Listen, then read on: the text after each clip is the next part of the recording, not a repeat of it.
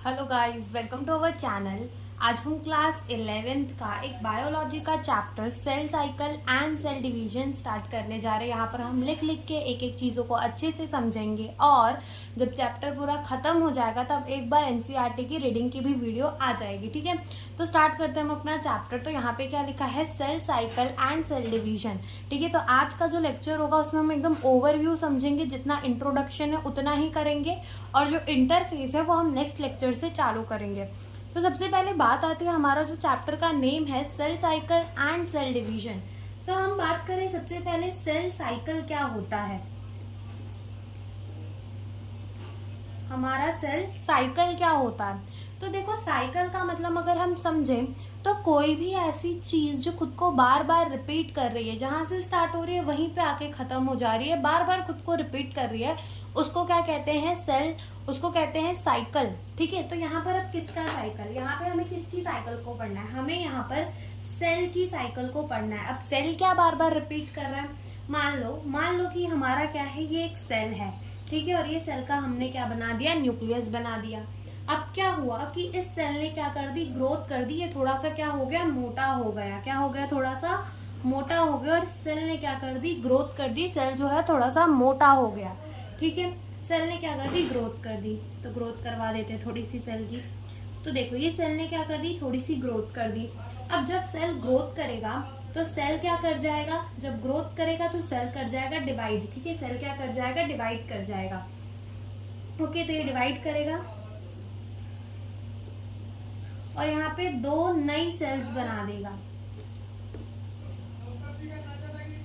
ये दो नई सेल्स बना देगा और ये जो दो नई सेल्स हैं उनको क्या कहेंगे, हम डॉटर सेल कहेंगे। क्या कहेंगे उनको, हम डॉटर सेल कहेंगे।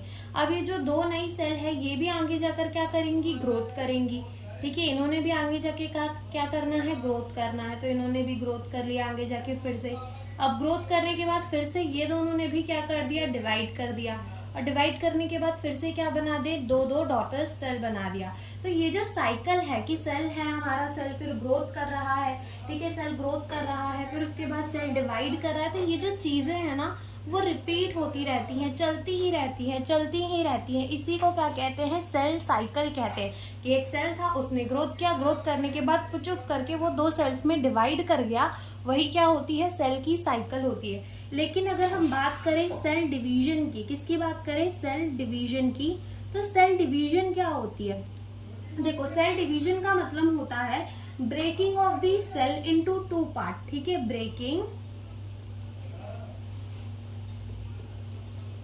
Of cell into two parts. ठीक है, सेल डिवीजन का मतलब क्या होता है, breaking of the cell into the two parts. यानी कि यहाँ पर जो ये चली पूरी, ठीक है, ये हमारी क्या थी, सेल की पूरी साइकिल थी, जहां पर सेल ग्रोथ कर रहा था, फिर वो अब डिवाइड कर रहा था, ये पूरी सेल की साइकिल थी। लेकिन जब वो डिवाइड कर रहा था तो ब्रेकिंग ऑफ सेल हो रही थी, सेल टूट रहा था दो पार्ट्स के अंदर, तो इसको कहते हैं सेल डिवीजन। और अगर मैं आपको एक स्टेटमेंट दूं, ठीक है, देखो ये मेरा पहला स्टेटमेंट है, स्टेटमेंट 1, जिसमें मैं कहती हूँ कि जो हमारा सेल डिवीजन है, cell division is a part of cell cycle. Cell division is a part of cell cycle. तो बताओ ये वाली जो स्टेटमेंट है वो ट्रू होगी या फिर फॉल्स होगी, ये वाली जो स्टेटमेंट है वो ट्रू होगी या फिर फॉल होगी, that is the cell division is a part of the cell cycle. तो देखो cell division is a part of a cell cycle, true होगी या फॉल्स होगी। तो अगर हम देखें तो क्या हमारा यहाँ पे कोई सेल डिवाइड कर रहा है, बिल्कुल डिवाइड कर रहा है। क्या यहाँ पर सेल डिवीजन हो रही है, बिल्कुल हो रही है। और सेल डिवीजन क्या सेल साइकिल के अंदर हो रही है, बिल्कुल हो रही है। तो ये हमारा स्टेटमेंट जो है वो क्या हो जाएगा, ट्रू, कि हाँ हमारा जो सेल डिवीजन है वो किसका पार्ट है, सेल साइकिल का पार्ट है। सेल डिवीजन जो है वो किसका पार्ट है, सेल साइकिल का पार्ट है। अब देखो अगर हम देखें तो हमारा जो सेल है वो शांति से चुपचाप पड़ा भी तो रह सकता था। अब इतनी क्या हड़बड़ी है, इतनी क्या मजबूरी है कि सेल को डिवाइड करना पड़ रहा है, कि why do cell divide, cell divide क्यों करता है हमारा, वाई, ठीक है, क्यों हमारा सेल जो है वो डिवाइड करता है, वाई सेल डिवीजन। ठीक है, क्यों हमारा सेल जो है डिवाइड करता है, शांति से एक जगह पड़ा क्यों नहीं रहता चुपचाप, क्यों हमारा सेल डिवाइड करता है। तो देखो पहले मान लो हमारा ये क्या है, सेल है। ठीक है, हमारा ये क्या है, एक सेल है, थोड़ा सा सर्कल नहीं बना तो आप सर्कल समझ लेना, ठीक है। तो ये हमारा क्या है, सेल है। अब ये हमारा जो सेल है, अब क्या होती है कि जैसे एक बायो पढ़ने वाले बच्चे को इतना तो पता होगा कि माइटोकॉन्ड्रिया क्या होती है, power house of the cell होती है, ठीक है, power house of the cell होती है। ये सारी चीजें जो है एकदम बेसिक सी चीजें हमें रटी हुई होती है। तो एक चीज भी हमें और रटी हुई होनी चाहिए, और वो चीज क्या है, that is cytoplasmic increase is a continuous process, ठीक है। तो सबसे पहले हम नोट डालकर यही लिखेंगे, that is cytoplasmic increase is a continuous process, ठीक है। इसका मतलब क्या, साइटोप्लाज्म तो पता है ना, सेल का साइटोप्लाज्म क्या होता होगा। जैसे कि हमारा सेल है, इस सेल का न्यूक्लियस है, तो आजू बाजू में सेमी फ्लूइड मैट्रिक्स जो बड़ा होगा वही क्या होगा, हमारा साइटोप्लाज्म। तो जैसे mitochondria power house of the cell होती है, ये सबको पता होता है। वैसे ही एक चीज हमें और पता होनी चाहिए, और वो क्या है कि साइटोप्लाज्मिक इंक्रीज जो है वो कंटिन्यूअस प्रोसेस है। यानी कि हमारा कोई भी सेल है, वो सेल जो है वो बनने के बाद एकदम चुपचाप नहीं बैठता, वो अपने साइटोप्लाज्म को जो है बढ़ाता ही रहता है, बढ़ाता ही रहता है, ठीक है। अपने साइटोप्लाज्म को क्या करता रहता है, बढ़ाता ही रहता है। अब क्यों बढ़ाता रहता है, अब बढ़ाता है भाई, उसके मन, वो अपने साइटोप्लाज्म को बढ़ाता है, उसको आगे कुछ काम होगा साइटोप्लाज्म बढ़ाने के बाद, इसीलिए वो अपने साइटोप्लाज्म को बढ़ाता रहता है, ठीक है। अब मान लो ये सेल है हमारा, तो ये हमारे सेल की क्या है, initial size of the cell है, और ये क्या है, इसका न्यूक्लियस यानी कि brain of the cell. Nucleus को और क्या कहते हैं, ब्रेन ऑफ दी सेल। तो लेबल कर लेते हैं, ये क्या है हमारा, ब्रेन ऑफ दी सेल, ठीक है, ब्रेन ऑफ द सेल। इसको क्यों ब्रेन ऑफ द सेल कहते हैं, क्योंकि जैसे अगर हम अपनी बात करें तो हमारी पूरी की पूरी बॉडी को कौन कंट्रोल कर रहा है, हमारा ब्रेन कंट्रोल कर रहा है। वैसे ही एक पूरे के पूरे सेल को कौन कंट्रोल करता है, न्यूक्लियस कंट्रोल करता है, इसीलिए उसको क्या कह देते हैं, ब्रेन ऑफ द सेल कह देते हैं। Initial size of the cell, ठीक है, वो ये क्या है, initial size of the cell है। अब क्या होगा कि सेल ने कर दिया ग्रोथ, ठीक है, क्यों, क्योंकि साइटोप्लाज्मिक इंक्रीज जो है वो एक कंटिन्यूअस प्रोसेस है। ओके, अब सेल ने कर दी ग्रोथ, तो ये सेल ने अपने आप को बड़ा सा बना लिया, वो मोटा सा हो गया, ठीक है। सेल ने अपने आप को कैसा बना दिया, बड़ा सा बना दिया, और ये इसका रहा न्यूक्लियस। और ये इसकी कैसी साइज हो गई, ये फाइनल साइज हो गई सेल की, ठीक है। ये कैसी साइज हो गई, सेल की फाइनल साइज हो गई। ओके, अब देखो यहाँ पर फाइनल साइज हो गई, तो एक बात को समझना कि पहले हमारा यही सेल था, बिल्कुल ये सेल था, क्या ये न्यूक्लियस था, बिल्कुल था। जब सेल ने ग्रोथ की, अपने साइटोप्लाज्म को बढ़ा दिया, तो क्या हमारा ये सेल है, बिल्कुल सेल है। और क्या हमारा ये सेम न्यूक्लियस है, बिल्कुल सेम न्यूक्लियस है, ठीक है। मतलब अगर तुम देखो तो पहले ये एक न्यूक्लियस जो था वो इतने से सेल को कंट्रोल कर रहा था, ठीक है। बाद में यही न्यूक्लियस को इतने बड़े सेल को कंट्रोल करना है। जैसे कि मान लो कि कोई गांव का नेता है, ठीक है, और वो अपने गांव को अच्छे से चला रहा है, फिर हमने उनको बोला कि भाई आप प्रधानमंत्री बन जाओ, ठीक है, तो क्या वो पूरे देश को अच्छे से चला पाएगा, क्योंकि उनकी बहुत सारी रिस्पॉन्सिबिलिटी जो है वो बढ़ जाएंगी, तो वो नहीं चला पाएंगे ढंग से, ठीक है। उसी प्रकार ये वाला जो न्यूक्लियस है वो अभी तो इस सेल को संभाल नहीं रहा है, ठीक है। अभी तो इस सेल में जितने भी जो चीज उसे बतानी है कि ये करो ये नहीं करो, सेल से वो कह दे रहा है। लेकिन इतने बड़े सेल को कंट्रोल करना इस न्यूक्लियस की बस की बात नहीं है, ठीक है। तो क्या लिखेंगे यहाँ पर, nucleus is not able to control such large cell, कि भाई न्यूक्लियस इतने बड़े लार्ज से सेल को कंट्रोल नहीं कर सकता। इसी के वजह से क्या होती है, सेल डिवीजन, ठीक है। इसी के वजह से क्या होती है, सेल डिवीजन अकर होती है। देयरफॉर सेल डिवीजन अकर, ठीक है। तो ये बात समझ में आई कि हमारा साइटोप्लाज्म था, उसने इंक्रीज कर दिया। न्यूक्लियस पहले से इतने सेल को कंट्रोल कर रहा था, बाद में इतने बड़े सेल को वो कंट्रोल नहीं कर पा रहा था। इसके वजह से क्या हुआ कि न्यूक्लियस को क्या करना पड़ा, न्यूक्लियस कंट्रोल नहीं कर पा रहा था इस सेल को। इसके वजह से न्यूक्लियस ने कमांड दे दी कि अब सेल को क्या करना पड़ेगा, डिवाइड करना पड़ेगा। इसीलिए सेल की डिवीजन होती है, ठीक है। तो क्यों होती है हमारी सेल की डिवीजन, हम लिखेंगे कि why cell divide, why cell divide, कि क्यों हमारा सेल डिवाइड करता है, when a cell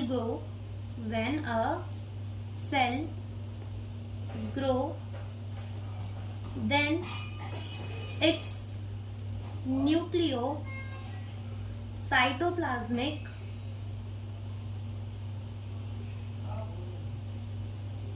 nucleocytoplasmic ratio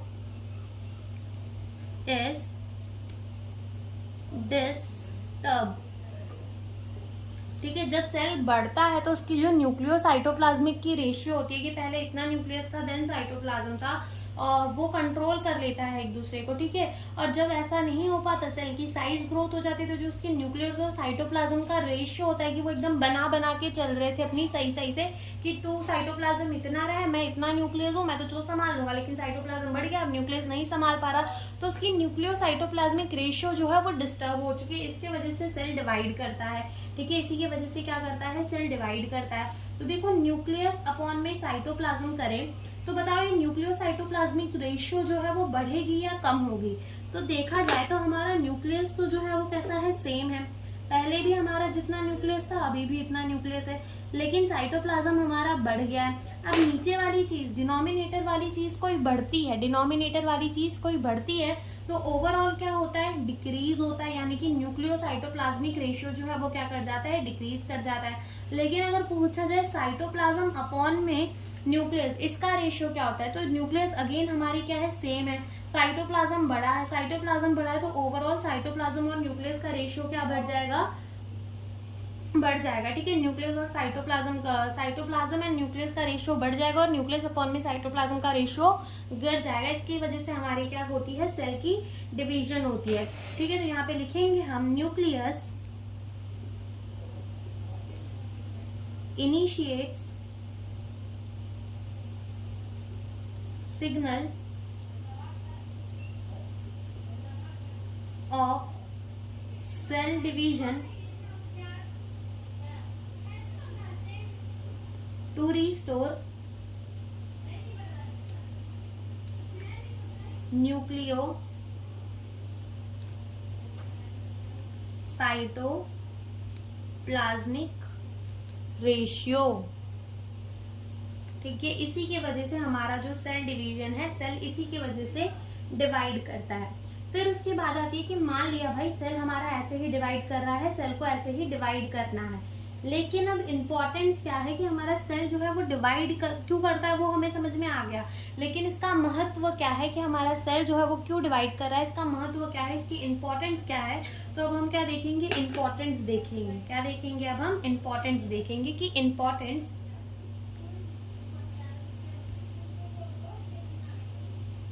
of cell division, कि हमारा जो इम्पोर्टेंट है, यानी कि सेल डिवीजन इतना इम्पोर्टेंट क्यों है।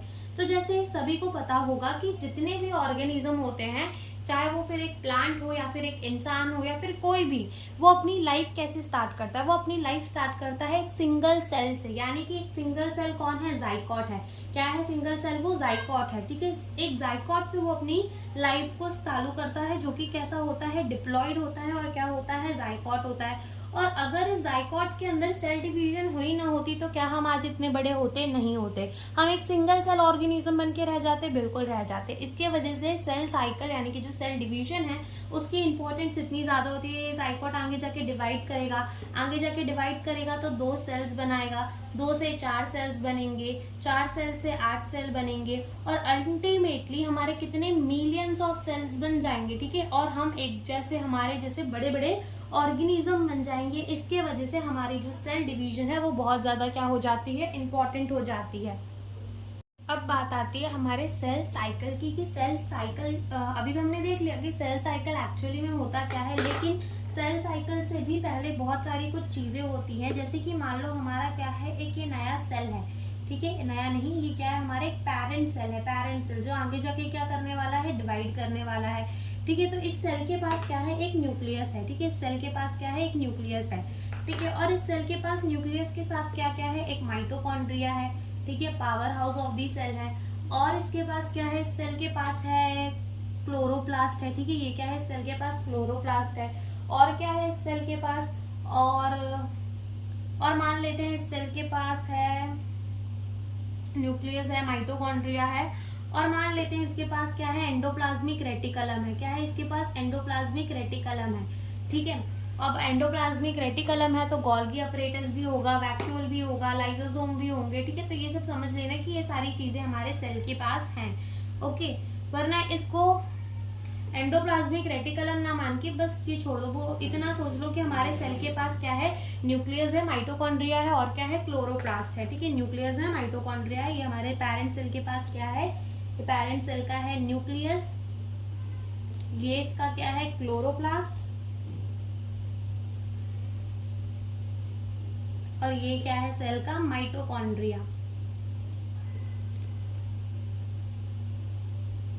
अब ये सेल क्या करेगा, सबसे पहले तो अगर इस सेल को डिवाइड करना है तो इसको कुछ ना कुछ तैयारियां करनी पड़ेंगी कि इसको ऐसे थोड़ी एक एक डिवाइड करेगा और ऐसे बीच में से डिवाइड कर जाएगा और एक के पास न्यूक्लियस पहुंचेगा और एक के पास क्या पहुंच जाएगा, माइटोकॉन्ड्रिया और क्लोरोप्लास्ट पहुंच जाएगा। तो क्या दोनों ही सेल जिंदा रह पाएंगे, नहीं रह पाएंगे। तो कुछ महान काम थोड़ी कर लेगा ये सेल डिवीजन करके। इसकी वजह से सेल को क्या करना पड़ता है, अपना जो कंटेंट है वो डबल करना पड़ता है ताकि ये अपने डॉटर सेल्स को बराबर बराबर का कंटेंट दे सके। मतलब देखो, समझो ये हमारा वही वाला सेल है, अब ये क्या कर रहा है, सेल डिवीजन करने वाला है, तो इसने अपने कंटेंट को डबल कर लिया। यानी कि इस सेल ने क्या बना दिए, 2 न्यूक्लियस बना दिए, बिल्कुल बना दिए। इसने क्या किया, फिजन से, माइटोकॉन्ड्रिया कैसे डिवाइड करता है, फिजन से डिवाइड करता है। फिजन यानी कि मतलब एक होता है वो फुचुक करके 2 में टूट जाता है, उसको कहते हैं फिजन, ठीक है। तो ये माइटोकॉन्ड्रिया इसने 2 बना दिए फिजन से, और इसने क्या बना दिया, क्लोरोप्लास्ट भी 2 बना दिए। अब ये पेरेंट सेल ने क्या कर दिया है, अपना जितना भी कंटेंट था वो डबल कर दिया है। अब ये पेरेंट सेल क्या करेगा, बीच में से डिवाइड कर जाएगा, और जब बीच में से डिवाइड करेगा तो क्या यहाँ पर हमारे 2 सेल हमको देखने को मिलेंगे, 2 डॉटर सेल्स देखने को मिलेंगी, बिल्कुल मिलेंगी। तो ये डॉटर सेल जो है, ठीक है, और ये दूसरी डॉटर सेल है, तो इसके पास क्या न्यूक्लियस होगा, बिल्कुल होगा। क्या इसके पास न्यूक्लियस होगा, बिल्कुल होगा। क्या इसके पास माइटोकॉन्ड्रिया होगा, बिल्कुल होगा। क्या इसके पास माइटोकॉन्ड्रिया होगा, बिल्कुल होगा। क्या इसके पास क्लोरोप्लास्ट होगा, बिल्कुल होगा। और क्या इसके पास क्लोरोप्लास्ट होगा, बिल्कुल होगा, ठीक है। तो यहाँ पे दोनों ही डॉटर सेल्स के पास, ठीक है, ये क्या है हमारे डॉटर, दोनों ही डॉटर सेल्स के पास जितना भी है बराबर बराबर का सामान बट जाएगा, ठीक है। इसके वजह से क्या होती है, ऑर्गेनेल की डुप्लीकेशंस होती हैं, ताकि क्या हो कि बराबर बराबर का जितना भी कंटेंट है वो बट सके, ठीक है। तो ये होती है हमारी सेल साइकिल। अब यहाँ पे लिखते हैं, all the event happening when a parent cell make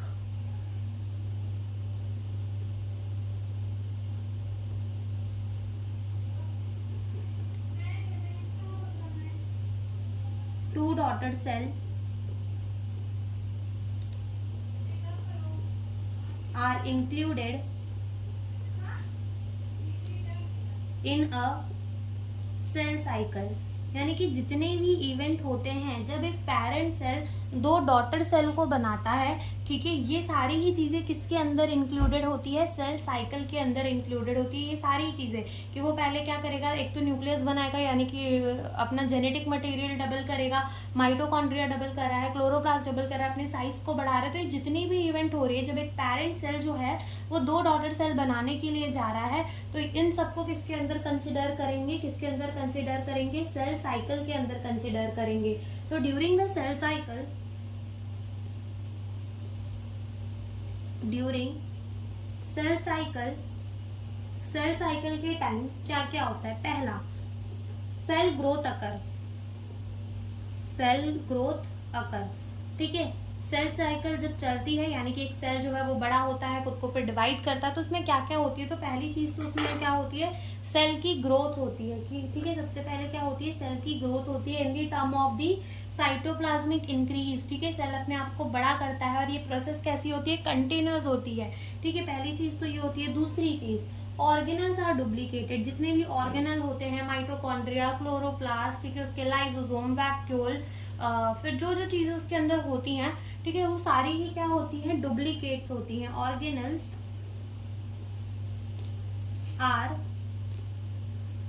duplicated, ठीक है।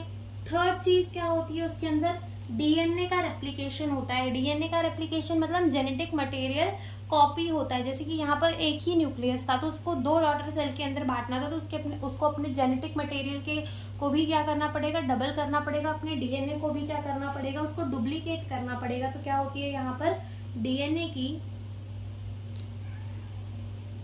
रेप्लिकेशन अकर, ठीक है, क्या होती है, डीएनए की रेप्लिकेशन होती है। फोर्थ इसके अंदर क्या होती है, सेल डिवीजन हो जाती है लास्ट में, ठीक है। अब ये तो हमने ऊपर से हम क्या ले रहे हैं, ओवरव्यू ले रहे हैं। जब हम सेल डिवीजन पढ़ेंगे, माइटोसिस पढ़ेंगे, मियोसिस पढ़ेंगे, तब हमें अच्छे से समझ में आएगा कि कैसे ऑर्गेनल डुप्लीकेट्स होती है, डीएनए का रेप्लिकेशन कब होता है डीएनए का रेप्लिकेशन। यहाँ पे लिख लो कि एस फेज में होता है, जो कि हम इंटरफेज में पढ़ेंगे कि एस फेज क्या होता है। तो एस फेज के अंदर ही क्या होता है, डीएनए का रेप्लिकेशन होता है, ठीक है। अब ये सारे जो इवेंट है, जो सेल ग्रोथ हुई, ऑर्गेनल डुप्लीकेट्स हो गए, डीएनए का रेप्लिकेशन हो गया और बाद में सेल की डिवीजन हुई, अगर ये सारे इवेंट ऐसे लाइन में से ना करके ऐसे कर देते कि पहले हम क्या कर देते, पहले हम सेल का डिवीजन कर देते, बाद में हम ऑर्गेनल डुप्लीकेट करते, बाद में हम सेल का साइज बढ़ाते और बाद में डीएनए का रेप्लिकेशन करते, तो क्या कोई सेंस बनता, नहीं बनता। इसके वजह से ये सारी चीजें जो है ना, वो एकदम लाइन में चलनी चाहिए, एकदम कोऑर्डिनेटेड वे में चलनी चाहिए। कि जैसे कि मान लो अगर हमारा ये कोई सेल है, ठीक है, और इसके पास क्या है, न्यूक्लियस है, ठीक है, इसके पास क्या है, न्यूक्लियस है। अब इसने अपना न्यूक्लियस नहीं वो कंटिन्यू, मतलब इसने अपना डीएनए नहीं रेप्लिकेट किया, नया न्यूक्लियस नहीं बनाया और इसने ऐसे डिवाइड कर दिया, तो एक सेल के पास खाली पहुंचेगा साइटोप्लाज्म और दूसरे सेल के पास पहुंचेगा न्यूक्लियस वाला, यानी एक से एक सेल ही बना दिया। बिना न्यूक्लियस का सेल क्या जिंदा रह पाएगा, नहीं रह पाएगा। इसीलिए ये सारी जो चीजें हैं वो एकदम कोऑर्डिनेटेड वे में होनी चाहिए। तो लिखेंगे this event do not occur randomly, in fact all this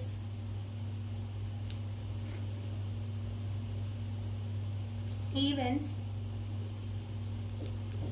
are highly coordinated and are highly regulated, ठीक है। और इन सबको रेगुलेट कौन करता है, न्यूक्लियस रेगुलेट करता है कि पहले क्या होना है, बाद में क्या होना है, ठीक है। फिर उसके बाद हम क्या देख लेते हैं, time for the cell division. Time for cell division की एक सेल डिवीजन करने में, 1 से 2 डॉटर सेल बनाने में कौन कौन सी सेल कितना कितना टाइम लगाते हैं, हम वो देख लेते हैं कि एक एक पैरेंट सेल से 2 डॉटर सेल बनाने के लिए कौन कौन से सेल कितना टाइम लगाते हैं। तो पहले हम सबसे पहले बात करें ई कोलाई की, जो कि हमारा एक प्रोकैरियोटिक सेल होता है, जो कि कितने देर में डिवाइड कर जाता है, 20 मिनट्स में वो 1 से 2 सेल बना देता है। अब ये इतना जल्दी क्यों डिवाइड कर देता है, ई कोलाई क्या है, प्रोकैरियोट के पास क्या होता है, एक तो वेल डिफाइंड न्यूक्लियस नहीं होता, दूसरा उसके पास राइबोसोम होते हैं। क्यों, क्योंकि राइजोसोम्स जो है, ठीक है, वो कैसे हैं, उनके पास कोई मेम्ब्रेन नहीं होती, ठीक है, मेम्ब्रेनलेस ऑर्गेनल है राइबोसोम्स, ठीक है, जिसके वजह से इसके अंदर राइबोसोम्स होते हैं, एक तो न्यूक्लियस नहीं होता, ठीक है, प्रोकैरियोटिक सेल है, इसकी वजह से ये इतना जल्दी डिवाइड कर जाता है। इसको एक तो कोई ऑर्गेनल अपनी कॉपी नहीं करनी होती, ठीक है, इसीलिए ये इजीली इतना जल्दी डिवाइड कर जाता है। अगर अपन बात करें सेकेंड ईस्ट की, तो ये जो ईस्ट है वो क्या है, एक टाइप का फंगी है, ठीक है, एक टाइप का फंगी है और ये 2 रोल प्ले करता है, ठीक है, 2 अलग अलग कौन से रोल प्ले करता है। सबसे पहले तो ये है, दिन में बहुत अच्छे काम करता है। क्या काम करता है, बेकर ईस्ट कहलाता है, यानी कि बेकरी में काम करने के लिए काम आता है, यानी कि ब्रेड बनाने में, ठीक है, पाव बनाने में, ये सारी चीज़ें बनाने में ये ईस्ट जो है काम आता है। लेकिन रात होते ही क्या काम करने लग जाता है, ब्यूअर ईस्ट का, यानी कि ये अल्कोहल बनाने में, उनको फर्मेंटेट करने में काम आ जाता है, मतलब दिन रात में नहीं, यानी कि ये 2 चीज़ों में काम आता है। एक तो ब्रेड बनाने में भी काम आता है, दूसरा अल्कोहल बनाने में भी काम आता है, तो ये ईस्ट है। और दूसरी बात क्या कि जितने भी फंगी होते हैं ना, वो मल्टी सेलुलर होते हैं, लेकिन ये अकेला ऐसा फंगी है जो कि कैसा होता है, यूनिसेलुलर होता है। ईस्ट एक तरह का फंगी है, ठीक है, जो कि कैसा होता है, यूनिसेलुलर होता है। तो लिखेंगे यहाँ पर ये क्या है, एक यूनिसेलुलर फंगी, ठीक है, एक ऐसा फंगी है, यूनिसेलुलर फंगी है, ठीक है, जो कि कितने देर में डिवाइड कर जाता है, 90 मिनट्स में डिवाइड कर जाता है, ठीक है, फिर हम थर्ड बात करें यूकैरियोटिक सेल की या फिर एक ह्यूमन सेल। ह्यूमन सेल का सेल भी कैसा होगा, यूकैरियोटिक ही होगा, या फिर हम एक यूकैरियोटिक सेल कह दें या फिर हम एक ह्यूमन सेल कह दें। तो एक ह्यूमन का टिपिकल सेल, अब ह्यूमन का टिपिकल सेल क्या है, चीक सेल। ठीक है, वो कितने देर में डिवाइड कर जाता है, 24 आवर में डिवाइड कर जाता है, यानी कि पूरे 24 घंटे लगते हैं एक सेल से 2 सेल्स बनाने में। चौथी अगर अपन बात करें cells of lining of stomach, यानी कि जो सेल्स है जो कि हमारे स्टमक के लाइनिंग में होते हैं, जैसे कि मान लो ये क्या है, हमारा स्टमक है, ये कैसा बन गया, समझ लो, जैसे समझ लो कि ये हमारा क्या है, ये स्टमक है, थोड़ा ऐसे होना चाहिए था। ठीक है, तो ये हमारा स्टमक है। तो स्टमक के अंदर क्या रहता है, ये जो वॉल्स होते हैं स्टमक के, ये क्या निकालते हैं, हाइड्रोक्लोरिक एसिड निकालते हैं। क्या निकालते हैं, ये HCl निकालते हैं, जिसकी वजह से ये वाली जो लेयर होगी सेल की, जो स्टमक के अंदर पाई जाती है, क्या वो खराब नहीं होती होगी, बिल्कुल खराब होती होगी, जल जाती होगी। तो ये जो lining cells of the lining of the stomach है ना, इनको भी रिप्लेस किया जाता है। तो ये कितने दिन में रिप्लेस होती है, आर रिप्लेस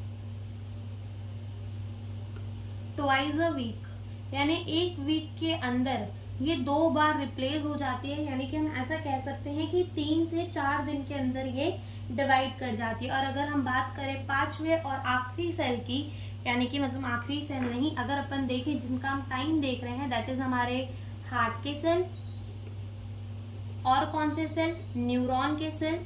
न्यूरॉन के सेल वही जिनमें डेंड्राइट्स होते हैं, एक्सॉन होते हैं, वो वाले सेल। ये वाले सेल जो है ये कभी डिवाइड ही नहीं करते। ठीक है, ये वाले सेल जो है वो कभी डिवाइड नहीं करते। और जब हम इंटरफेस पढ़ेंगे तब हम जानेंगे कि इंटरफेस के कितने फेज होते हैं। एक होता है हमारा एक होता है G1 फेज, S फेज और G2 फेज, और एक होता है G0 फेज। तो ये जो हार्ट और न्यूरॉन के सेल्स होते हैं वो G0 फेज के अंदर चले जाते हैं, जहाँ पर ये डिवाइड नहीं करते। ये बात अभी तो समझ में नहीं आएगी, लेकिन जब हम अपना इंटरफेस स्टार्ट करेंगे तब समझ में आ जाएगी। तो आज के लिए इतना ही, मिलेंगे नेक्स्ट लेक्चर पे। Thank you for watching the video.